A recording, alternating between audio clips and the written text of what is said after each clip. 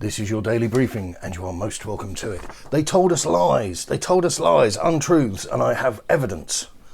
But before that, Takahiro Tomiyasu, you must know him, the Japanese lad. The only thing holding up Takahiro to Tottenham is how they intend to pay. Bologna are looking for a big cash injection, whereas Spurs would prefer to spread the payment out, perhaps including a loan and obligation to buy. I would suggest the only big injection you'll get at Spurs these days is in one of those side rooms off the car park, and that's one of monkey glands.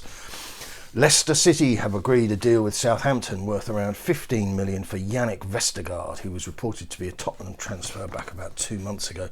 This Vestergaard, that was around the time that all these other names were coming out from the press office about players that would be of typical interest to Tottenham, and none of them panned out. There was also that defender from Fulham, and he didn't arrive either.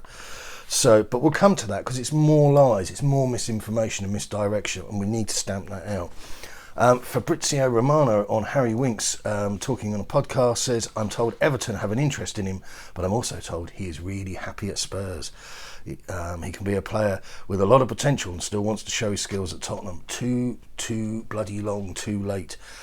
He's been at Spurs 8-9 seasons now, and I think we've all had enough. The truth of that situation, I'm convinced, is that he's hanging on by his fingertips, and he's so glad the accident at birth has made him important.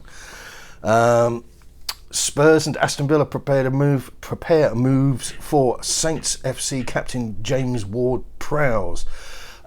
There's two funny bits to this story. One is that he's valued at 27 million, which isn't going to appeal to Tottenham. And the even funnier bit is that his agent is Jonathan Barnett.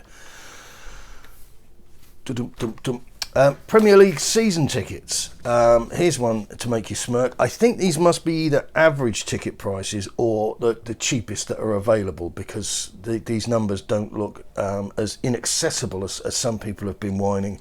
But you'll be pleased to hear that Arsenal are the most expensive, with £891, and Tottenham £807. I won't go through the list because it's kind of tedious, but what this does tell us is if you don't pursue football and you pursue capital assets as your god, then this is what happens to you. You end up overcharging for your product.